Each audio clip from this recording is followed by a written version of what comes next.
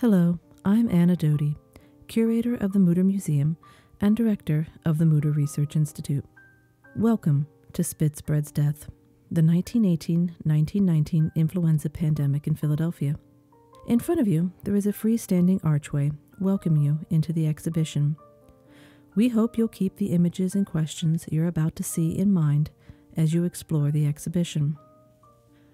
Before you enter through the archway into the exhibition, on the right, you see a photo of a lamppost with a paper sign reading, "Spit Spreads Death," slapped up over a sturdier wood sign for the 4th Liberty Loan Parade. Exhibit staff found this image particularly profound. It shows how the city went from the high of the largest parade in the city's history, held to raise funds for the First World War, immediately to the low of attempting to control pandemic flu. On the left, you'll see a series of questions. What happens when a deadly disease strikes a crowded city?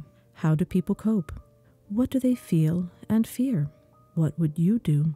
We created this exhibition before the COVID-19 pandemic, and these questions have obviously become more revealing for us since our own stay-at-home orders began. However, we hope you'll keep these questions in mind as you navigate both the 1918 pandemic and your own modern-day experience. As we enter the exhibition, you see a large screen playing a film and hear somber choir music.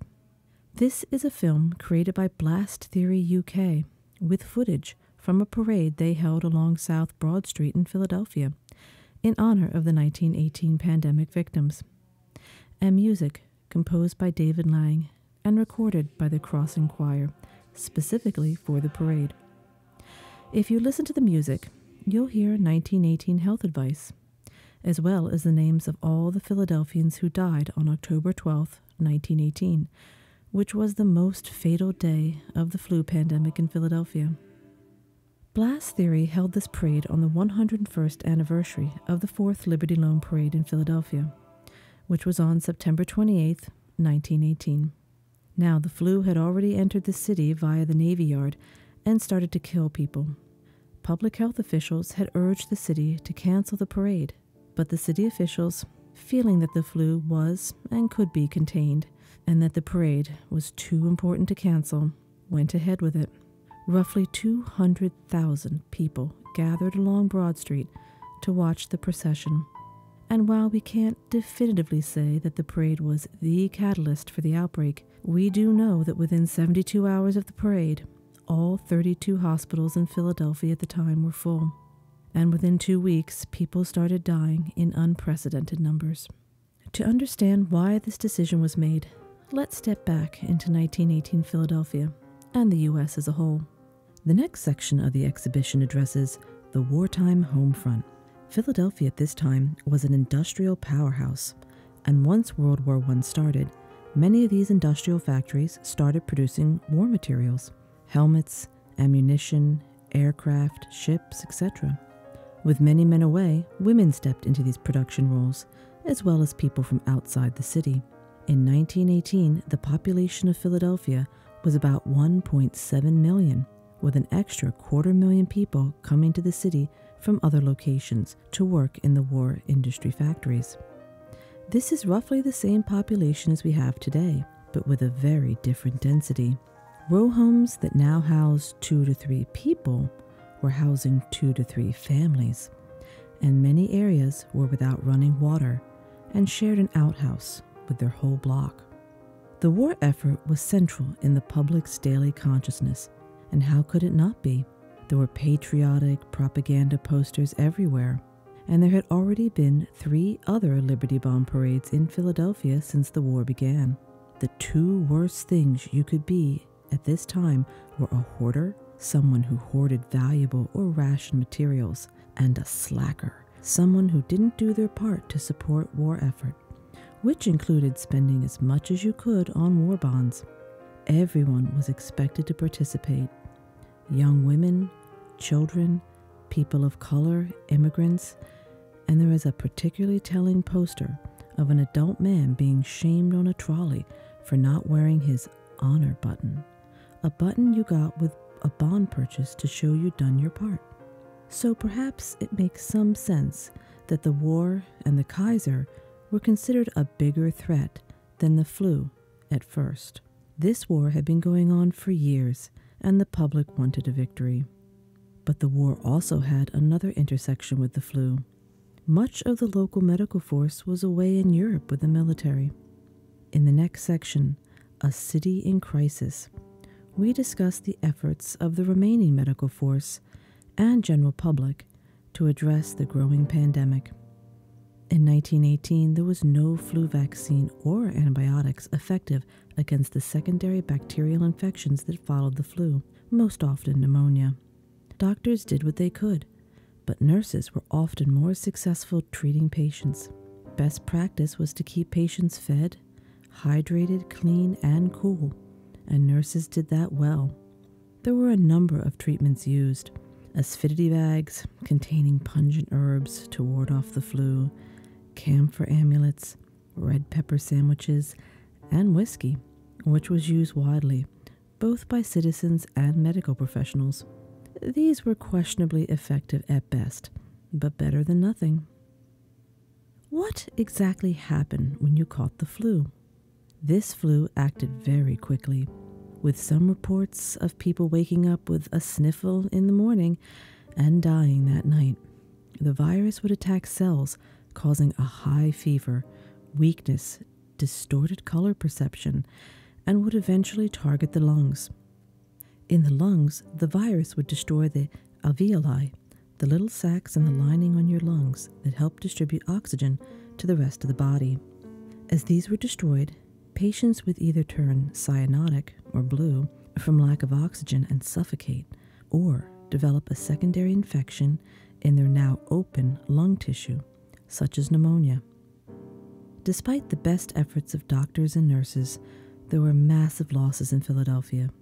If you'd like to explore deaths by date with the option to view by different demographics, such as age, sex, and ethnicity, the digital interactive in this section is available online. These massive losses of life created a new problem, a burial crisis. On an average day in Philadelphia before the pandemic, there were 70 to 90 deaths from all causes. At the peak of the pandemic, there were almost 900 deaths in a single day. There simply were not enough undertakers to keep up, and the city quickly ran out of coffins. Some undertakers, as well as doctors and pharmacists, were price gouging, and many people could not afford a proper burial, even if one was available. And so, people took to burying their own dead. Families dug their own graves with coffins made from shipping crate wood, dynamite crates, or, according to one family account, barrels.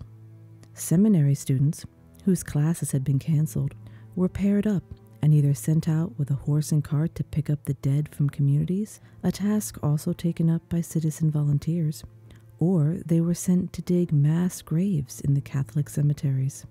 There were 3 mass graves in Philadelphia, which were for the most part temporary. Once the city returned to order, individuals were reburied in proper plots.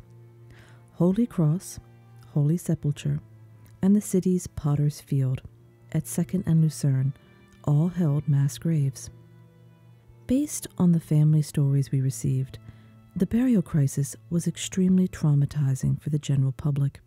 Many people never forgot seeing bodies laid out on porches or front yards, coffins stacked on the street corners, and the carts picking them up conjured thoughts of plague-stricken medieval Europe.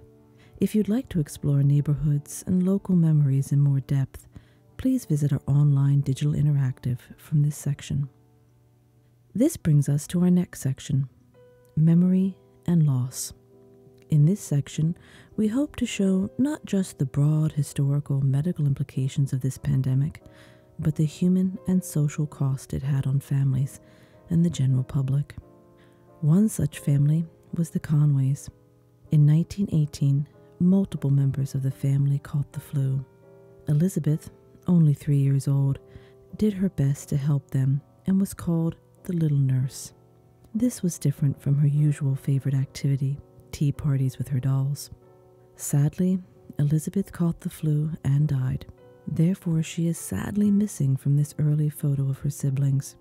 Her father, unable to find an undertaker to help, had to bury her himself. Though he rarely spoke of it, throughout his life, her father would excuse himself to the basement and spend time amongst his deceased daughter's toys and possessions. He would even set up her tea set. Pei Kwan, Elizabeth's niece, shared this story with us. Another family affected was the Whitehead Ford Ellis family, who sadly lost Naomi, who was 30 years old and pregnant during the pandemic.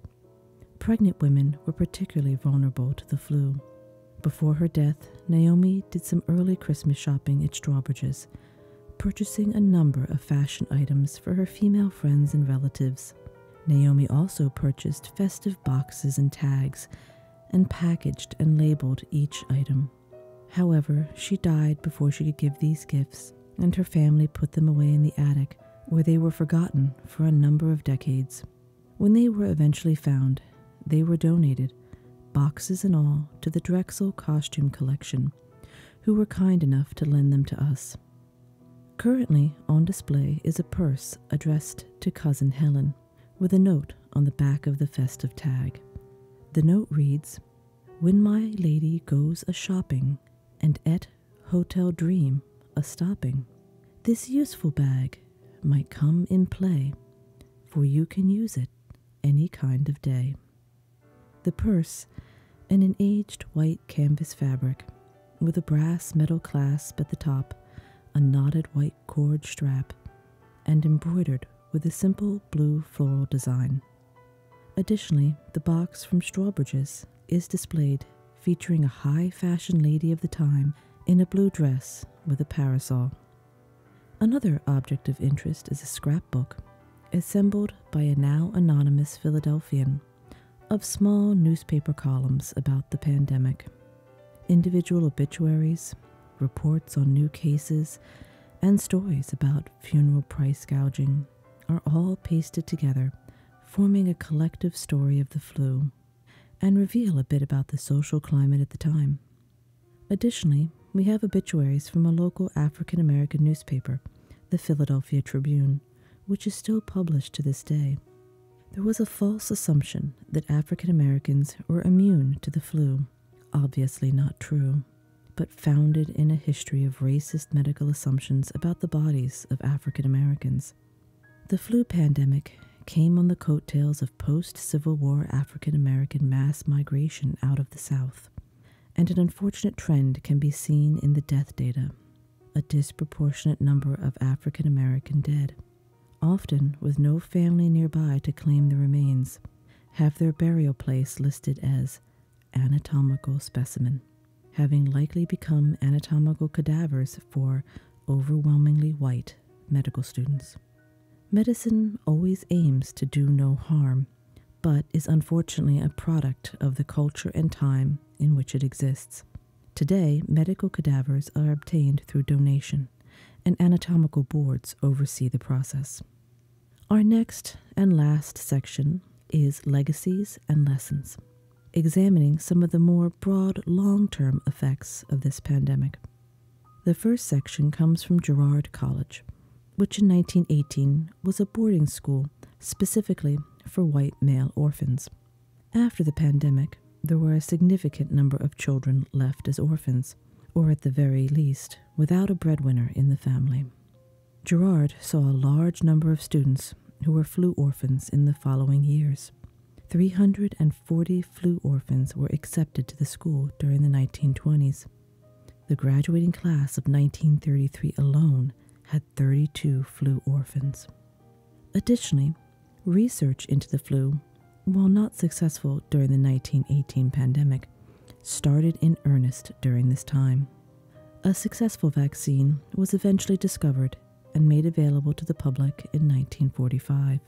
The specific strain of the flu that caused the pandemic was reconstructed and identified in 2005. With permission from tribal authorities, scientists used genetic information retrieved from the well-preserved remains of indigenous Alaskans decimated by the flu and buried in the permafrost. We've had 3 other outbreaks of pandemic influenza since 1918, with the most recent 2009 swine flu pandemic being another H1N1 strain. We undoubtedly will continue to experience pandemic influenza strains. Viruses are constantly evolving after all, which is why you need a new seasonal flu vaccine every year. But as medical technology improves and knowledge and awareness of public health increases, pandemic influenza will hopefully become less and less of a threat to our health and safety. In honor of our 1918 counterparts, we should all do our part to keep our larger communities safe and protected.